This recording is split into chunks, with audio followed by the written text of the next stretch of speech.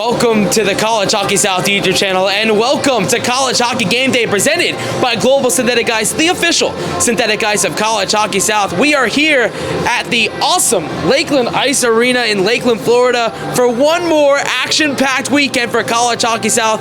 I'm Gabe Glassman alongside Mason Phelps. And Mason, we are here at the end of the season. One more tournament. It's the Division III playoff, and everyone, 8 teams, competing for the second Pick Sweet Cup. Mason, how are you feeling right now? I am excited, man. The energy in the stadium is already electric. I can tell that it's going to be a packed house today, and so I am looking forward to see all the action showdown and see who lifts that trophy at the end of the weekend. No, this is just an awesome barn. We were talking with Paul earlier. You may have seen our website article earlier this week about this arena, but we got here today and we talked to Paul. You can see on your screen right now what the arena looks like, all the stuff. But Paul came in a few years ago, and there's all this ice over here used to be 42 bowling lanes, believe it or not. Paul came in here, and with a bowling lane you may find some bowling balls. Paul only found 2, and engraved in those bowling balls there's a bowling ball that says Paul and another one that says Son. Paul knew immediately this needed to be the place he bought and turned into a hockey rink. And you can see there's no excess of bowling references in the lobby there. We love to recycle here. All the bowling lanes, the tables there. It's so awesome to see, and it's a great story too. It's crazy. I mean, all over the walls, the ceiling. I mean, you walk in the door, and it feels like there's a mix of sports here. And so it's nice to see the culture almost be passed down and recycled. And it's a great place to be in. It's just, man, it felt like this place was meant to be both. And so I like seeing it go through its life cycle. I'd go on record and say this is one of the nicest barns in the state of Florida. What do you think? Absolutely. Pulling up here, I saw all those amazing benches out front. Yes. And just the representation of not only our college teams, but the clubs that play here, and also our local NHL team right around the corner. The Bolts just around 30 minutes away in Amalie Arena. But, we're not here for the Bolts. We're here for the hockey that's being played in the Zaboni over there. getting ready, because we have a great weekend for you. 8 teams. No one has won a championship before. The only champion of D3 was Tampa, and they moved up to Division II early before the season started. So we are crowning a new Division III champion, but we've already crowned a few champions. It's been a while since we've been back with you on College Hockey Game Day. So let's recap a little bit. Starting off a couple weeks ago, Division I in women's, the first ever women's playoff. But man, it's Spartan dominance. Tampa taking both Division I and women's. Mason, talk about that for a little bit. It was crazy. I mean, Tampa won's men's. They won the chip, beating Georgia 7-1. Dominant game for them. And Zamboni is having a great time getting us ready for the game today. But winning that game 7-1, just a dominant performance, showing that they are the team to beat. And man, that was quite a game for the men's team. And what a weekend for Jack Manware. 4 goals and assists into 2 games, but also got to shout out Ryan Andrews. 3 apples to his list to cap off an incredible season for him. 3 apples in the championship game alone. What a game. And I mean, that weekend, it's been all Tampa in Division I, but it's also been all Tampa in the women's division. And guess what? I'm talking 1972 Miami Dolphins, undefeated season for the women's team. It was fantastic to see that. Going into the championship game, everyone thought that they were going to win it, but in the second period, it was tied up. We didn't know what was going to happen, and so it was pretty cool to see them pull it through, and they ended up winning that game and finishing their perfect season 4-3 in the championship game. So fantastic. And man, I just got to shout out Ava Johnson, 3 goals in the 2 games, and obviously Katie Powell held it down. The first ever CHS Women's Goalie of the Year, and it's been a great season. It was a great season, undefeated. It says 11-0, but man, I'm happy that they got the championship to cap off that season. And with that, we're going to move on to Division II, because we got D3 to talk about. But absolutely. Division II, man, a little bit of a shocker. In Division Some controversy, no kidding. Man, Florida Atlantic dominated the entire Division II season, but in that Clemson game, they fell short, 6-4. Mason, what happened? Yeah, so I was the main camera operator for that broadcast. I was there in Birmingham. It was a fantastic tournament, fantastic location.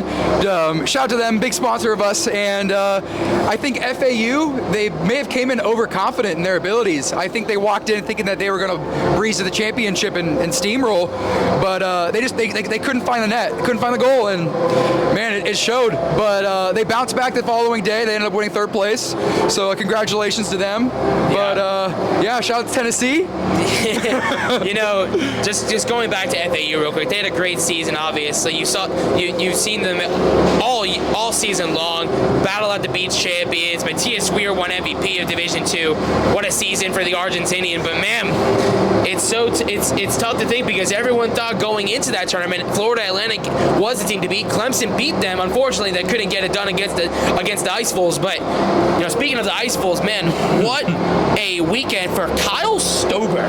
4 goals and an assist in that weekend, and 2 goals in that semifinal game. But man, when you think about FAU, they gotta gear up, get ready for next season, and it's a big humbling moment. I know it's very hard as an athlete.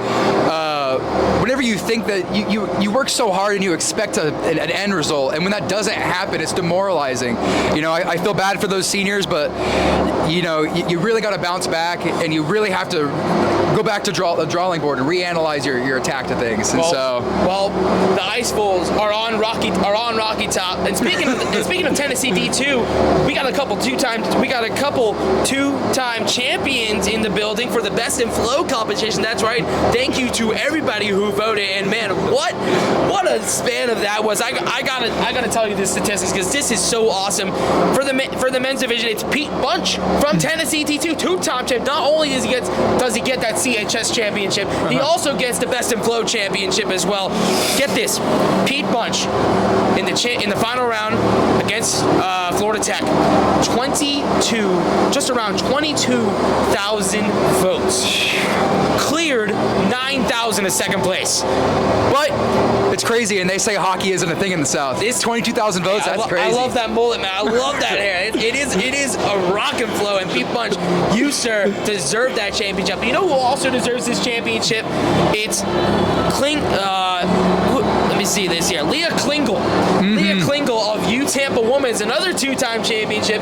This was a close one. She went up against the Georgia Women's nominee. I want you to guess how many votes Klingel won by. I knew it was a very thin race, and it was great to have multiple different voting options where you could vote online, you could vote on the website, but I don't know, maybe toss up 100.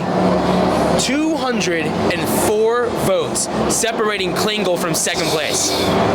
Razor thin margins. Are you kidding me? That's awesome. That's a fight. That is awesome. That is so great. So that was completely successful. The Best in Flow competition. That was awesome. Congrats to Bunch and Klingel and to those programs as well who get the money. But man, that was awesome. And speaking of all the teams that put in their nominees for this, we have a lot of teams that are going to Westchester, Pennsylvania for the AAU Nationals. 18. Hold on. What did I just say? 18.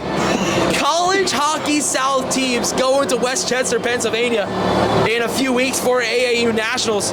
Does that sum up the season for College Hockey South? I mean, it's been a fantastic year across the board. We've had a lot of high performers. If you look across our all-conference teams at all 4 different divisions, there's just been a lot of excellence across the board. And if you look at the game sheet standings, I mean, College Hockey South is just all over the top of it. And so I'm very proud of what we've done this year, and I'm excited to see us compete on a national level and rep the conference. I just looking at the pools that are out in all 3 men's divisions, College Hockey South owns the 1 seed. Every single one of them. That is special. Wow. And just going to that Division 3 pool play for nationals, 3 of those teams that are playing in this tournament are going to be traveling to Pennsylvania in a few weeks to compete. So just because they're playing in this tournament doesn't mean their season is over. They still get a chance to compete for the national title as well. And with that, we'll segue on over to finally talking about the Division 3 playoffs. Mason, what do we like? What's team, man? What do we like about this tournament? I mean, I like the location. I like the fact that I love the location. Here. We can talk more about the location. I want to know about the play, man. I want to know what team about to play. Has your eyes? So I have a pick for this tournament who I think is going to win. Okay. I'm going to hold that off for a little bit. Okay, maybe. But He'll save it for pick'ems, right? Yeah, I'll save it for pick'ems. But I think that this tournament has a lot of open, unanswered questions, right? I know that we have teams going to nationals, and we know where the talent is, but we don't know who's going to win this tournament this weekend. And so I think we got 3 powerhouses at the top. I think we're pretty top-end heavy on our talent. And then I think from 5 through 8, I don't see any of them being able to raise the championship this weekend. You know, you have Miami, Florida Southern, and Kennesaw State, the 3 teams that are going to nationals, and all of them, what a season they have. But I want to just highlight Florida Southern. I know we're in their home barn, but man, what a season it has been for them. Florida Southern, they have a guy, let me tell you about this guy, Will Marshall, CHS, all conference Division III team, first team for D3. This guy, 34 goals, 38 assists in 18 games. 68 points? That's 3 points, just for the statistics nerds at home, 3.78 points per game. That's a machine. Is that better than Gretzky? I mean, how hard is that to do in any level of college? I mean, even any level of hockey, that's crazy. Sports, that's awesome. Yeah, you don't see that. And so I think Florida Southern's offense is going to be absolutely just steamrolling through this tournament this weekend. But man, yeah, that's insane. It's so awesome. And that deserves to be talked about. For sure. And you know, they also have another guy.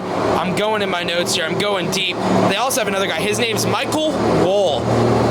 He's also up there with Marshall, 21 goals, 22 assists, 43 points, but he only played 42 games. I'm sorry, not 42, 12 games. I'm sorry, 12 games. What? Sounds like we have a lot left to see from him today. I think we are going to see a lot of action, so keep an eye out for Marshall and Wohl for the mocks. And with that, we are going on to our final pick'ems of the year. Mason, I don't know if you've been, but I know my record, right? You see, I don't want to talk about it. You see our records now. I'm doing pretty good. That first week, I went 7-2. May have got a little over my head, but when I'm at 17-10, I'm still very positive in the rankings. I consider that, semifinal. I should be playing on. I'm kidding. No, I don't want to fight. But we're gonna go on. We're gonna pick all the games for today, and we're also gonna talk about who do we think winning the tournament. So Mason, we'll start with you for the first game. It is the very highly anticipated matchup. Alabama versus Tennessee. That's the right. 4 seed versus the 5 seed at 1 o'clock. So that's coming up in a little bit right after this. So, I'm going to get straight to it. I'm taking Alabama. It's hard. Tennessee D2 won last weekend, but I don't see their D3 team making it out of the first round right here. I also have Alabama going on. I think Alabama, it's going to be a close game, 4 and 5 seed. It's always the closest game. It's always the game that's going to get us going out here in just a little bit. In Alabama, I feel they're going to say roll tide. They're going to roll on into the semifinal round. Mm-hmm. Moving on now. It's the next game. It's Kennesaw State against Florida Tech, and Mason, I got Kennesaw State. They've had a great season, an underlooked season because they kind of been covered by the talent of Florida Southern and Miami. But this team, they're 8-1-1-1 in college hockey South play. This team is not to mess around about. Keep an eye on Kennesaw State, and they may be making a run for the Pick Sweet Cup. What do you think, Mason? They got a long drive today, but I even think through all the adversity that they're going to have a fantastic game today. I mean, they have a slower offensive scoring approach this season. That's across all AAU games. But I'm thinking Adrian Pape, the 6'4" defenseman out of Woodstock, Georgia. I think he's going to hunker that defense, and I think even though they got to travel far today and it's going to be a hard game for them today, I see them locking it down and making it to the next round. All right, Adrian Pape, keep a lookout for him. Up next, in my opinion, it's going to be a very goal-heavy game from one side. Unfortunately, it's Florida Southern, the Florida Southern Mocs against Florida State Seminoles. And Mason, what do you got for that? So I believe this is our game of the day. I think this is our game of the day. I believe it's our game of the week. And so I'm very much looking forward to this. I think the audience is going to show up fantastic out here. I mean, pack the house. This is their home arena. Yes, and speaking of that, before we started the show, when we were talking to Paul pregame, Paul was telling me that Florida Southern gets, because we are in Florida. Lakeland Ice Arena is home to the Florida Southern Mocs, and they get 500 to 600 fans a game. Their first game last season, 1,500 people. They had to call the fire marshal because they exceeded the building capacity. I'm going Florida Southern all day. Where are they even going to go? Like where right here. I get it, but man, this is going to be a packed house. On this little pavilion right here. Paul says this is the most popular spot for fans right here where we're sitting right now. I absolutely believe it. This is a fantastic place to be in, and I'm taking Florida Southern. I think their audience is just gonna overwhelm. I'm excited to Florida see that game's coming up at 6:30, so make sure you tune in for that one. But you also want to make sure you tune in for this one, and I think this may be one of the best games we see all weekend. It is Miami Hurricanes versus the Florida Gators. Mason, what do you think? I think Miami earned the 1 seed, and I think that they're going to show that today. If anyone watched the first episode, I'm a Miami guy. Hold on. Hold my mic. I got you. Hold my mic. Go Canes! Let's go. And guess what? I'm switching my championship. I think Miami is going to make the run. I'm switching from Florida Southern. I think Miami is the team that will take it to Florida Southern. And in my opinion, they are the only team that has the facilities to do so. Mm-hmm. I mean, they definitely deserve to be the 1 seed today. And going back to our matchup for my pick'ems, UF beat my rugby team in rugby this fall, so it's very hard to root for them. But so you have personal vengeance against this a little bit. UF, I got a little beef, but Miami, they're a fantastic team. They have 4 players across the second and third teams, so obviously they have some excellent top end talent. And for the 4th time in a row, I'm gonna lock in the higher of the seeds for this game, and I'm gonna pick Miami with you for this game. So yeah, come on. we can at least agree on this one.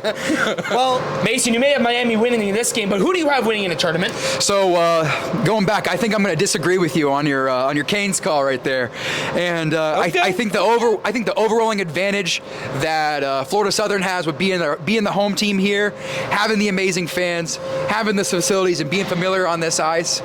I have them raising it, and I have it by a couple goals in the championship. You have them raising the Picked Sweet Cup? Yes. On Sunday. Okay. Absolutely. Well, ladies and gentlemen, that is all we have for you today.